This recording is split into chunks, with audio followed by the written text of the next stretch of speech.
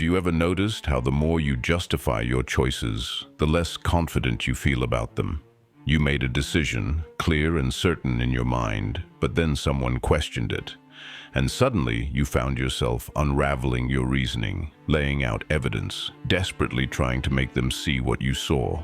But instead of feeling validated, you walked away feeling hollow, diminished, as if something vital had been extracted from you. Perhaps you're doing it right now, constantly translating your inner world for others who will never speak your language. You explain why you left that job, why you ended that relationship, why you need space, why you think differently, and with each word, you feel yourself shrinking, becoming smaller, less certain, less powerful. What you don't realize is that this compulsion to explain yourself is not communication, it's submission. It's the slow assassination of your sovereignty. Alfred Adler understood this phenomenon deeply.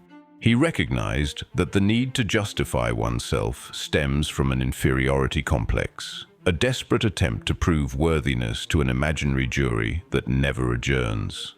Every explanation you offer is a silent confession that you don't trust your own authority.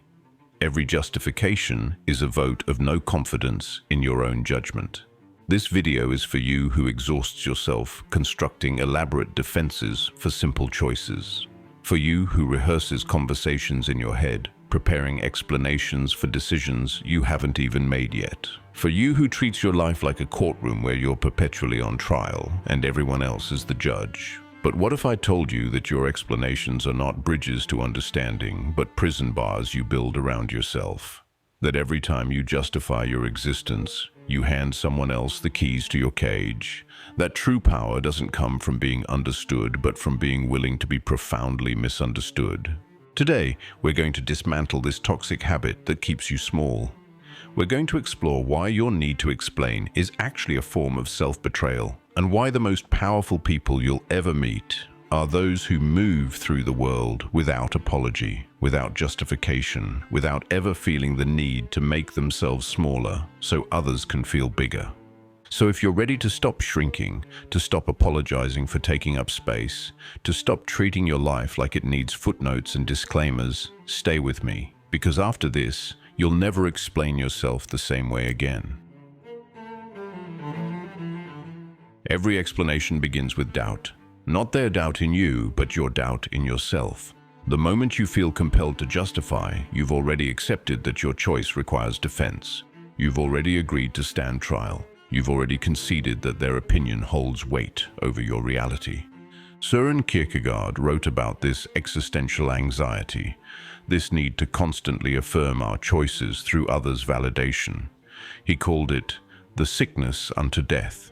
Not physical death, but the death of the authentic self that occurs when we live perpetually through others' eyes. Each time you explain yourself, you're not clarifying. You're apologizing for existing in a way that doesn't align with their expectations. Think about the last time you over-explained something. Maybe it was why you couldn't attend an event, why you chose a different path, why you believe what you believe. Notice how you didn't just state your position. You built an entire fortress of reasoning around it. You anticipated objections, addressed concerns that weren't even raised, provided evidence for a crime you didn't commit. And what happened? Did they suddenly understand? Did they embrace your perspective? Or did they simply find new angles to question, new points to probe, new ways to make you feel like your carefully constructed explanation was still somehow insufficient? This is the trap of explanation. It's not a dialogue, it's an interrogation where you're both the suspect and the prosecutor. You present your case while simultaneously undermining it with your desperate need for acquittal. The very act of explaining implies that without explanation, your choice is invalid. It suggests that your decisions require external authorization to be legitimate. Rollo May observed that anxiety often stems from the conflict between our need for autonomy and our fear of isolation. We explain ourselves to maintain connection, but in doing so, we sacrifice the very autonomy that makes us whole. We become performers in our own lives, constantly adjusting our act based on audience feedback, never realizing that the show was never meant for them. The shrinking happens gradually. First, you explain your choices. Then you explain your feelings. Then your thoughts, your dreams, your very existence. You become a walking annotation, a human disclaimer, forever clarifying, forever justifying, forever making yourself digestible for consumption by people who were never meant to feast on your essence. But here's what they don't tell you. The more you explain, the more explanation they expect. Your justifications don't satisfy, they create appetite. Each explanation establishes precedent that you owe them understanding, that your life is an open book they have the right to edit. Friedrich Nietzsche once declared, "One must still have chaos in oneself to be able to give birth to a dancing star." But what happens when you spend all your energy explaining that chaos to others?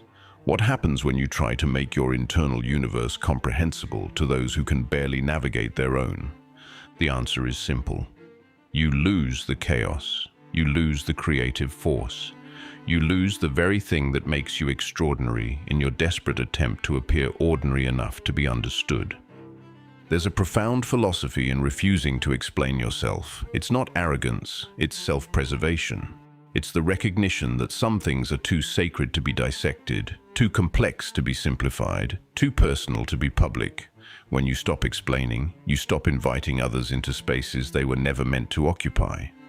Consider the artist who ruins their work by explaining it, the joke that dies under analysis, the moment of beauty that evaporates when you try to capture it in words. Some experiences are meant to be lived, not explained. Some decisions are meant to be made, not justified. Some aspects of your being are meant to simply exist, without annotation or apology. Jean-Paul Sartre spoke of radical freedom, the terrifying and liberating reality that we are condemned to be free, to make choices without cosmic justification.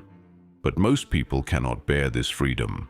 They need reasons, explanations, external validation to feel secure in their choices. And so they demand the same from you, not because they care about understanding you, but because your unexplained freedom threatens their carefully constructed prison of justifications. When you refuse to explain yourself, you're not being mysterious or difficult. You're being authentic.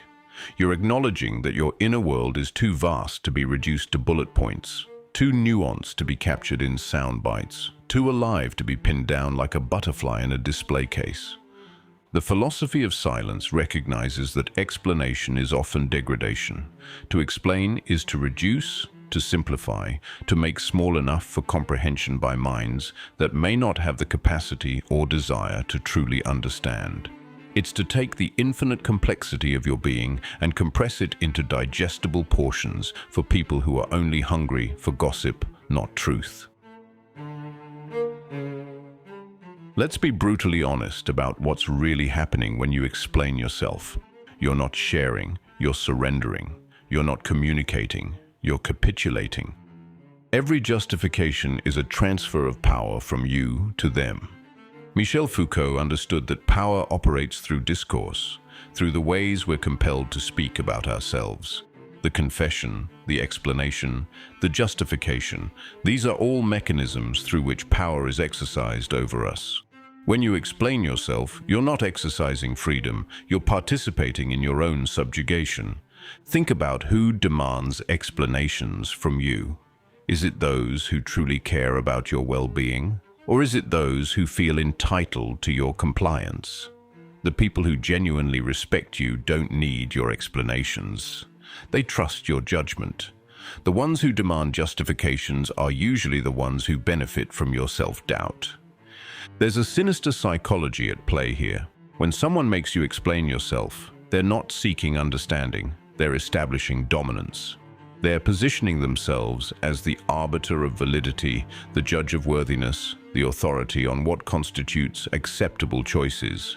And every time you explain, you reinforce this dynamic. Karen Horney wrote extensively about the tyranny of the should, the internalized demands that we place on ourselves based on external expectations. When you feel compelled to explain yourself, you're operating under this tyranny. You're saying, I should make sense to you, I should be understandable, I should justify my existence in terms you can accept. But whose terms are these? Who decided that your life needs to be a public document, annotated and cross-referenced for easy consumption? Who appointed them the editor of your story? The power dynamics become even more insidious when you realize that explanation often invites attack. The more details you provide, the more ammunition you give. The more you justify, the more they find to question. It's a game where the rules are rigged against you, where winning means losing yourself in the process. There's something magnetic about people who don't explain themselves. They move through the world with a quiet certainty that doesn't require external validation. They make choices without committee approval. They change direction without issuing press releases. They simply are, without apology or annotation. This isn't about being rude or dismissive. It's about recognizing that your life is not a democracy where everyone gets a vote. It's about understanding that explanation is optional, not obligatory. It's about reclaiming the power to exist without justification. Simone de Beauvoir wrote about the ethics of ambiguity, the acceptance that human existence is fundamentally ambiguous, and that this ambiguity is not a flaw to be corrected, but a reality to be embraced. When you stop explaining yourself, you're embracing this ambiguity. You're saying, I am complex, I am contradictory, I am beyond your full comprehension, and that's perfectly acceptable.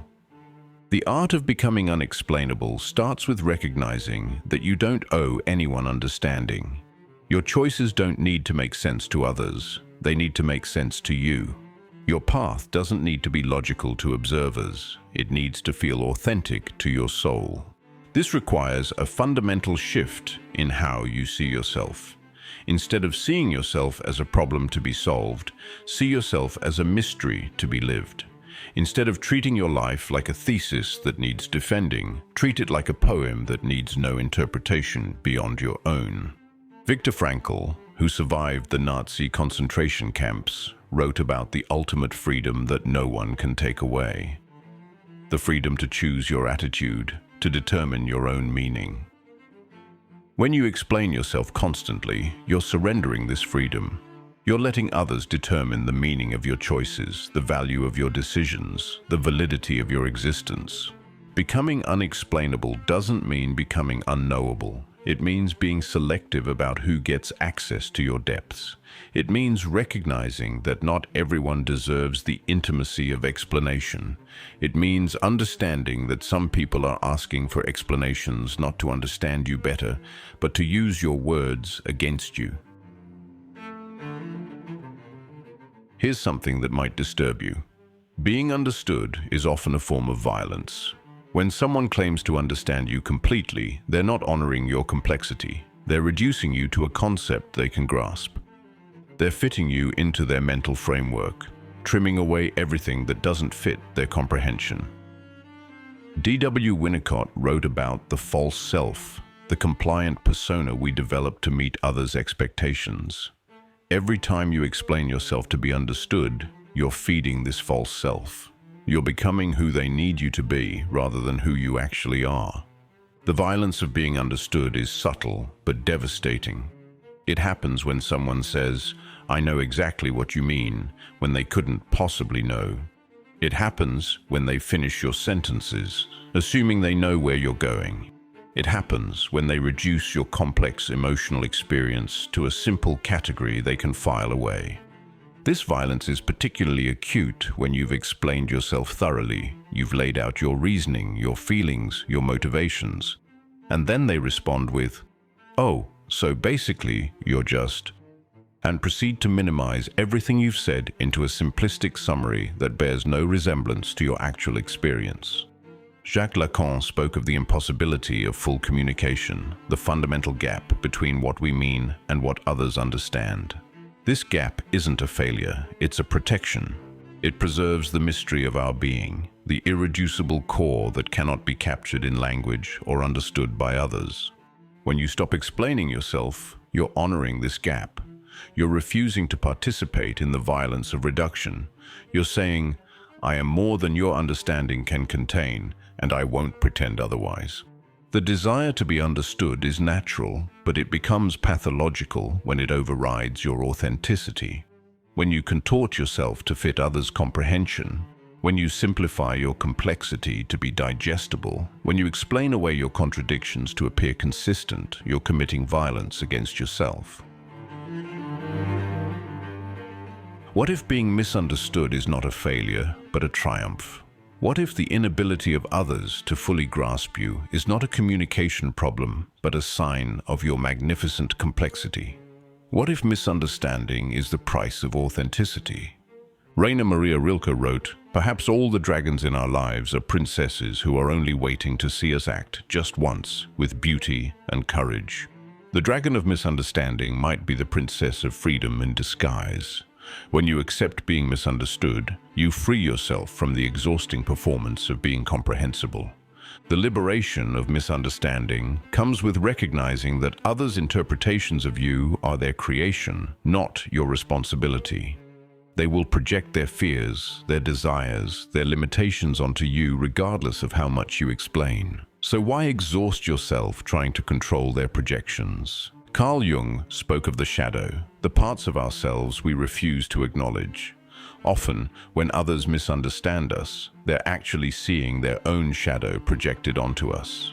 Your unexplained actions trigger their unexamined assumptions. Your unjustified choices threaten their justified compromises. When you embrace being misunderstood, you become a mirror that reflects others' limitations back to them.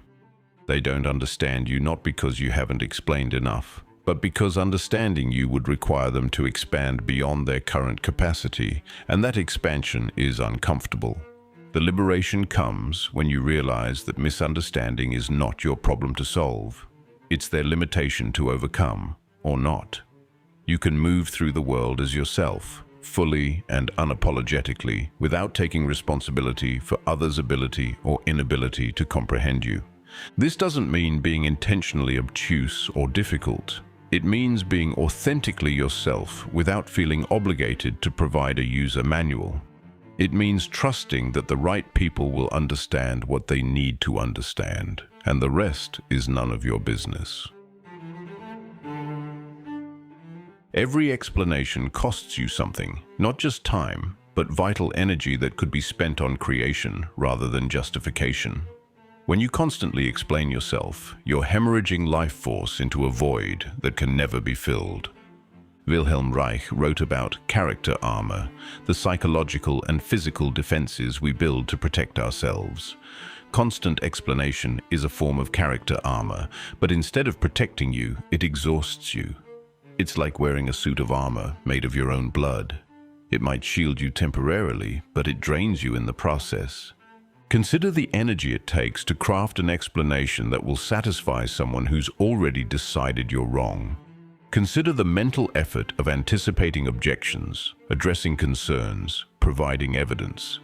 Consider the emotional toll of laying yourself bare for judgment, of watching your carefully constructed explanations be dismissed or misunderstood. Now consider what you could create with that energy instead. What dreams could you pursue if you weren't exhausting yourself, justifying the dreams you already have? What boundaries could you maintain if you weren't spending all your strength explaining why you need boundaries in the first place? The economy of energy is simple. You have a finite amount. Every calorie spent on explanation is a calorie not spent on actualization. Every moment devoted to justification is a moment stolen from creation. Every word wasted on those who won't understand is a word not spoken to those who will.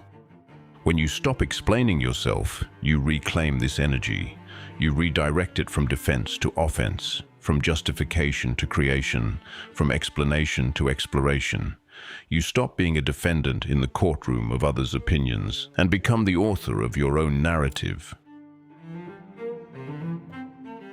At the heart of refusing to explain yourself is the sacred no, the boundary that needs no justification, the refusal that requires no reason, the decline that demands no defense. This no is not aggressive or hostile, it's simply complete. Erich Fromm wrote about the difference between having and being modes of existence. When you explain your no, you're operating in the having mode. You have reasons, you have justifications, you have explanations. But the sacred no operates in the being mode. You simply are someone who has said no, and that's sufficient. The sacred no recognizes that your boundaries are not up for negotiation. They don't need to be reasonable to others. They need to be real to you. They don't need to be understood. They need to be respected. And respect doesn't come from explanation. It comes from consistency. When you say no without explanation, you're not being rude. You're being clear. You're not closing off communication. You're establishing sovereignty. You're not rejecting connection. You're defining the terms on which genuine connection can occur. The world will test your unexplained boundaries. People will push, probe, and provoke, trying to extract the explanation they feel entitled to. They'll use guilt, anger, confusion, whatever tools they have to make you justify your no. But every time you hold firm without explanation, you strengthen not just that boundary, but your entire sense of self. Here's what might seem contradictory. The less you explain yourself to everyone, the more deeply you can connect with someone. True intimacy doesn't come from explanation. It comes from presence. It doesn't come from justification. It comes from vulnerability. It doesn't come from being understood. It comes from being witnessed. Martin Buber distinguished between I-thou and I-it relationships. When you're constantly explaining yourself, you're in an I-it relationship. You're an object to be understood, a problem to be solved, a code to be cracked. But when you stop explaining, you create space for I-thou encounters, meeting another being in their fullness without reducing them or yourself to concepts. The paradox is that explanation often prevents intimacy rather than creating it. When you're busy explaining, you're not present. When you're justifying, you're not connecting. When you're defending, you're not opening. True intimacy occurs in the spaces between words, in the silence where explanation would be redundant because presence speaks louder. It happens when someone sees you without needing to understand you, accepts you without needing to categorize you, loves you without needing to fix you. This kind of intimacy is rare because it requires both people to tolerate the discomfort of not fully understanding each other. It requires the humility to accept that another human being is ultimately unknowable, that the best we can do is witness each other's mystery without trying to solve it. When you stop explaining yourself to everyone, you preserve your energy for these rare moments of genuine encounter. You save your depth for those who can swim in deep waters without needing to touch the bottom.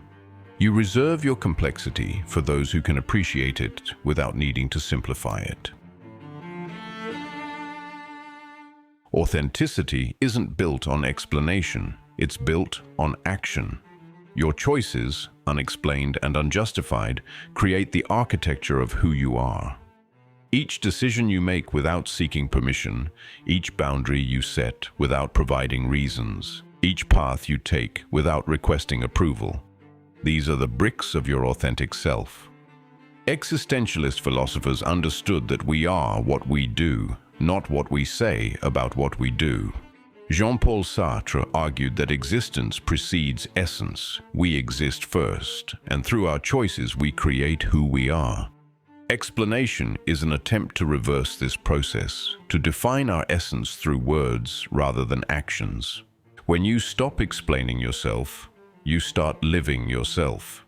You embody your values rather than articulating them. You demonstrate your priorities rather than defending them. You become your choices rather than talking about them. This architecture of authenticity is threatening to those who have built their lives on explanations and justifications. Your unexplained certainty highlights their explained uncertainty. Your unjustified confidence exposes their justified insecurity. Your silent strength reveals their noisy weakness. But this architecture is also magnetic. People are drawn to those who know who they are without needing to constantly affirm it through explanation. There's something powerful about someone who moves through the world with quiet certainty, who makes choices without committee approval, who changes direction without issuing apologies. This doesn't mean being inflexible or unwilling to grow. It means growing from an internal compass rather than external pressure. It means changing because you've evolved, not because you've been convinced. It means adapting from wisdom, not from explanation. As we reach the end of this exploration, I want you to understand something crucial. Every time you explain yourself unnecessarily, you're not just getting smaller, you're making the world smaller too.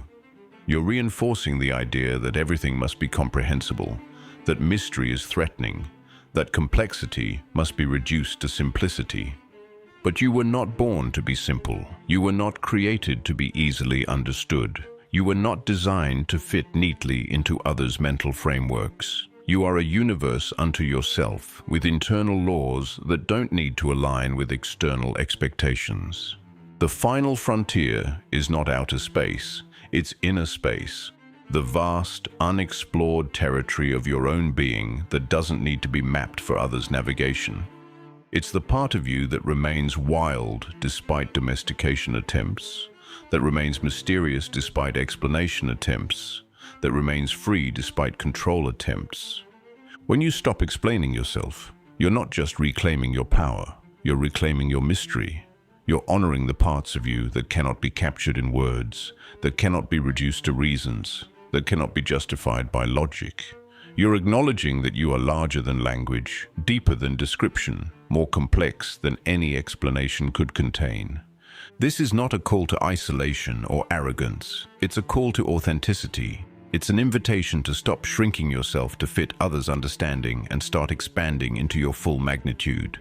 It's a challenge to stop seeking permission to exist and start assuming your right to be exactly who you are. The choice is yours, and it doesn't require explanation. You can continue to exhaust yourself justifying your existence, or you can simply exist. You can keep shrinking to fit others' comprehension, or you can expand beyond their capacity to contain you. You can remain in the prison of perpetual explanation, or you can walk free into the mystery of your own being. And if anyone asks why you've changed, why you no longer explain yourself, why you've become so different, you don't owe them an answer. Your transformation is not a public document requiring annotation.